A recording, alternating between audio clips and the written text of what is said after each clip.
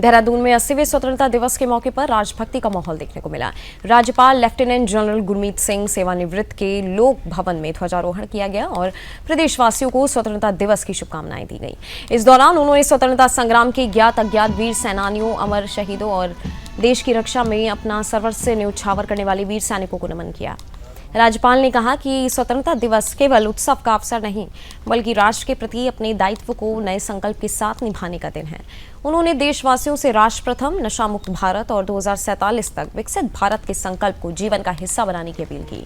उन्होंने कहा कि विकसित भारत का लक्ष्य केवल आर्थिक विकास तक सीमित नहीं है, बल्कि शिक्षा, स्वास्थ्य, विज्ञान, तकनीक, सुरक्षा और नवाचार में भारत को विश्व के अग्रणी देशों में शामिल करना है।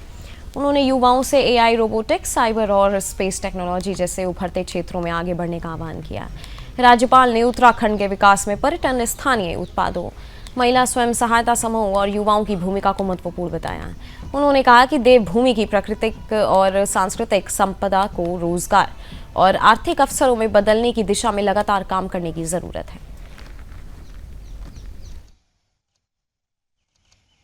हर भारतीय को इस 80th स्वतंत्रता दिवस की हार्दिक बधाई और शुभकामनाएं।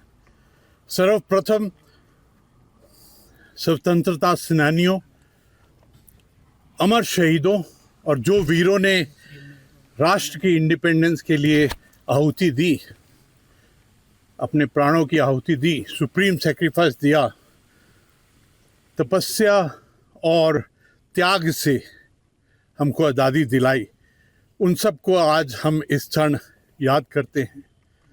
उनके उदाहरण हमारे लिए एक मार्ग है और उन सबको हमारा आत्मिक धन्यवाद है।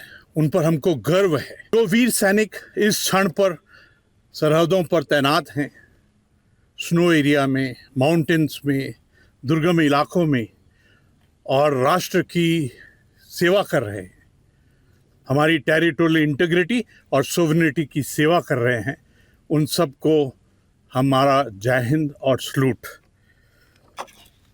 ये क्षण हमारे लिए बहुत इम्पोर्टेंट है कि आज के दिन हम संकल्प लें, अपने राष्ट्र के लिए संकल्प लें, अपनी इंडिपेंडेंस के लिए संकल्प लें।